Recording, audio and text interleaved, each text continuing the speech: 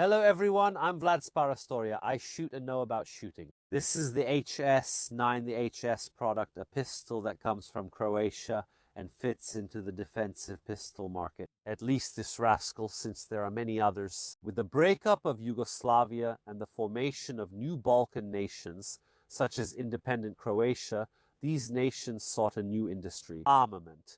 If before the state arsenals were essentially centralized, especially in Serbia, now, for example, Croatia needed to create a new arms industry for its defense interests. The HS-9 has its roots in a very early private company that started making firearms. They made one of the very first pistols, which was called, among other things, in Croatian, First Croatian Pistol, a relatively unoriginal name which was mechanically based, speaking of a hybrid, with the Beretta 90 series. It generally had this look, but it also resembled the P38 and the Beretta 90 series. I'll show you a picture so you can see exactly what I'm talking about. After switching to the Browning system with models like the HS-95 from 1995, they would come out with the first model of the HS-2000, which basically resembles this pistol. Here, the HS-2000 would be adapted and adopted by the Croatian army and police, and thanks to this success, even if limited in military terms, it would get noticed. In fact, Springfield and HS, along with the American Springfield Armory, actually collaborate. Springfield bought this design and sells it in the United States under the name Springfield Armory XDM. In fact, these are pistols that are still made in Croatia and sold only under this other name. There isn't much more history to tell you, so let's do this. Let's take it apart and see how it's made, because it has a feature that makes my nostrils flare with anger. I'll be honest, I don't care for this gun, but I'll still give it a try. Let's take a look, first of all, as always, at the markings on the firearm. We see HS-9, which is the model of the gun, 4.0, a series of models. Imagine this as essentially the generation, like the generations of Glock. We also see that it's made in Croatia by HS product. The right side of the firearm again shows the company's location, serial numbers and stamps, for example, the chip. Obviously, the firearm must be stamped to be placed on the market. The controls of the firearm are actually very simple, as we would expect, except for a small atypical feature. We obviously have our trigger with the prominent visible trigger safety. This lever, which we will use to disassemble the firearm, is very reminiscent of the SIG-derived systems, the slide stop lever, the magazine release, which, as you can see, is on the right side, and is also replicated on the other side. You can see the central notch on the magazine, which makes it usable for left-handed people as well. It's easier to access. And the last control on the weapon, which is a grip safety. Now, this weapon has this grip safety. It's one of those rather controversial features. No, in the world of safeties, meaning the world of preventing the weapon from firing, for example, when it falls to the ground, the grip safety, even though it's quite annoying from the user's point of view, is undoubtedly effective. Undoubtedly, the grip safety, so the weapon is not considered gripped in the chain of safeties because it's not the only one. Clearly, it relatively well achieves the purpose of disconnecting the trigger system, or rather, in this case, now we'll disassemble it and see. It completely blocks the lowering of the trigger lever, so it does it well. The problem is how this system is built, because the way this system is made, the slide, every time it resets, needs to pass over the trigger lever and lower it a little bit. The problem is it can't do that. If the grip safety isn't pressed, if you're not pressing the grip safety properly, for example, if you hold it like this, you can't rack the slide. The weapon is completely locked. I hope I don't have to explain to you, because this isn't a bad idea. For me, several times during the live fire test, while trying out this weapon, it happened that, for example, when I wanted to leave it open, I turned it in my hand, got ready to open the slide, and the slide wouldn't move. I have to hold it in my grip, which for me is a bit uncomfortable to reach in this way. On the hold open, I make this slight movement. I break my grip a little, since it's just a maneuver to keep the weapon open, and I can't do it. There are many reasons why this isn't a great idea, especially in an emergency. Someone could grab the pistol the wrong way. He can't unload it. All right, let's take it apart to see how it's made, exactly how it works. We'll see that during the live fire test. But we can pull the slide all the way back, leave it in hold open. We can rotate the locking block upwards and release the hold open itself. Now you have to grip it properly to make it fire, by the way, all this whole setup. And anyway, you have to pull the trigger to open it. And then we can separate the frame from the internal part of the gun. Actually, there aren't many surprises because we find the classic Browning system. Here we have a double spring, the classic Schweizerische Industriegesellschaft system. We could say, and it did, not surprising in any way, our ramp in the Browning system that clearly makes the barrel tilt. We also notice here the trigger system. You can also see the firing pin with its firing pin safety. The frame, the polymer frame of the gun, doesn't present any particular surprises except right here for the trigger lever. I don't know how well you can see it, but if I move the back safety, the only thing the back safety does, which is a single piece, is lock. When I press this lever down, as you can see, it goes down. Okay. At the same time, here the firing pin safety will be pressed and the firing pin itself will be caught on this trigger lever. You can lower it, so I press down and it can be lowered, as you can see. The problem is that when the slide passes over it, it has to lower it a bit so that the firing pin catches back. And if the grip safety isn't pressed, this movement isn't possible. So I really don't understand why. I don't want to be arrogant, but how does this thing work? It leaves you with this feeling that it wasn't fully thought through, that the fact that the cart doesn't open was almost a consequence that was discovered later after how this safety mechanism works. Oh, well, we'll leave it. There's no need. It's not a problem anyway. I don't know. I have this feeling. Let's reassemble the weapon so we can go test it. It's not that bad during the live fire test, you'll see, but this thing makes me a little skeptical. Let's do it again. Let's put the weapon in hold open again, safety lever in. We can rotate the locking block and the weapon is ready to fire. It doesn't fire, obviously, because the damn grip safety isn't pressed in. All right, let's fire a few shots with our HS-9. Insert the magazine. Let's rack the slide. Make sure to hold it properly, otherwise you can't operate the slide. Let's see, the target is close.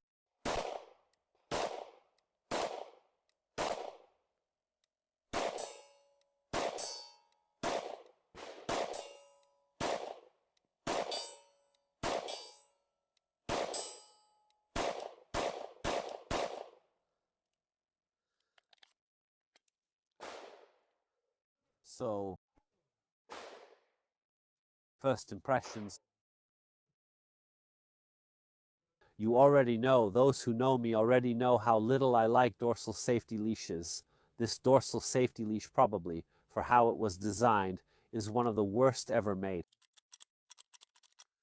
Rightly so, because you can't open the shutter, but we've already seen that. Other than that, the weapon actually doesn't feel bad in the hand at all. I might prefer a slightly more aggressive texture from this point of view, but that's just my own personal preference. The sights are quite visible, and the dot indicating the cocking of the striker is also clearly visible. I wonder if this big space is really ideal for itself. Keep in mind that these weapons, if placed in a holster, could get a ton of dirt. Who carries them around, especially for self-defense purposes? You have no idea what I see. For example, with security guards, with the police. These weapons kept in a holster get so much dirt inside that you have to wonder, couldn't they have made it just a bit smaller? Maybe here? Let's try again.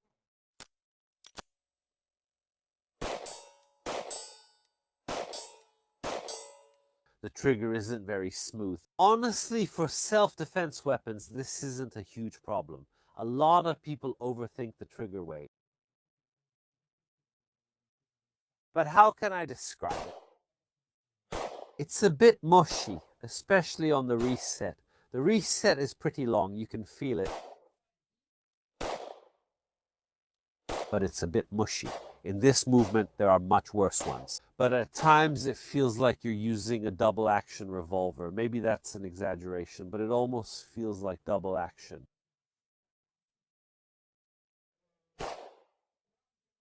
Because of how you have to pull this trigger forward and then pull it back hard. Again, for self-defense purposes, it's not that terrible from this point of view. The trigger pull for this thing is definitely overrated.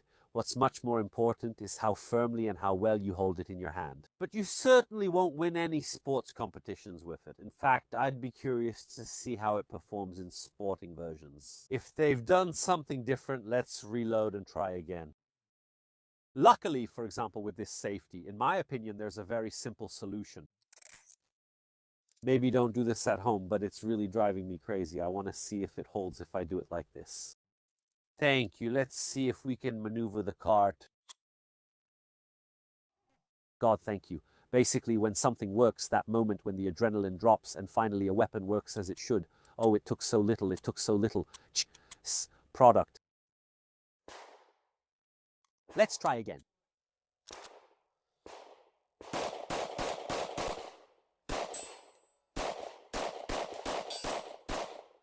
Damn it. I know that many of you are probably carrying this weapon or are considering buying it, or maybe, I don't know, you work as, I don't know, security guards and you're carrying. How can I explain it to you? On one hand, this weapon works, in the market of modern 9mm polymer defensive handguns, it's hard to go wrong. Generally, all the ones available on the market today work. I often say this, when you ask me about yet another defensive pistol, which one should I get? I think I say, okay, in the big pot of polymer pistols, which is really hard to get out of, even if I take my beloved FN 509 fantastic pistol, is it better than this one? Sure, but it's not that much better, if you know what I mean. It's like, in the end, choosing a compact car, not the classic compact car, to go shopping and drop the kids off at school. We can discuss which brand is better, which model is better, but basically they're all compact cars and basically all of them will get you to the supermarket. I don't know if I'm making myself clear. On the other hand, I'm really struggling right now to find any love for this weapon.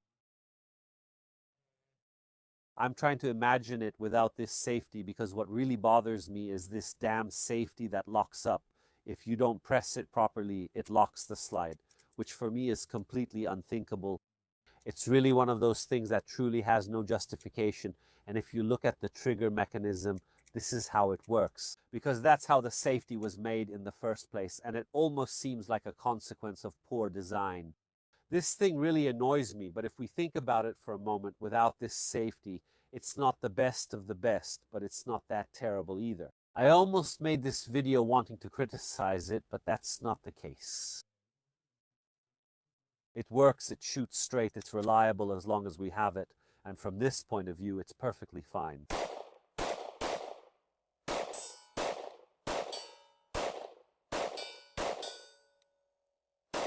So this long reset that has fooled me a few times, you really have to modify it. It's not a big problem, it might just take a little practice, but thank you all. I don't know, I have the impression, again, it's not bad, it's not terrible if you don't have any other choice. But more than good, because I don't want to talk it down too much, but it certainly didn't win me over. I try to be as objective as possible, but you know very well that I openly have loves and hates in the field of firearms. And what do you think? Write it in the comments, because if you have it, you use it. I'm genuinely curious. I'm also genuinely curious, especially for those who carry it for self-defense. If this big opening in the back lets dirt get inside and generally causes problems. Also because I've really seen too many dirty weapons from people who carry them for a living. I see it as potentially a big problem, but maybe I'm wrong because I'm not all-knowing, so let me know. In the meantime, thank you all for watching this video. First, I want to thank the weapon's owner for bringing it today to the Sir shooting range in Pavia to show and test it. Without the help of people like you, doing these tests would be impossible. Also, because all these weapons you see on the channel, I only own a very small fraction of them. If you want to contribute directly, consider subscribing to the channel. Right now, we are preparing a fantastic event with Davide Pedesoli and his shooting academy, where we will meet on April 19th in Cologno al Serio for a day dedicated to black powder and to teach you how black powder is used. Thank you, thank you, thank you, thank you, thank you, thank you, thank you, thank you, thank you, thank you, thank you, thank you, thank you for taking part in this wonderful event.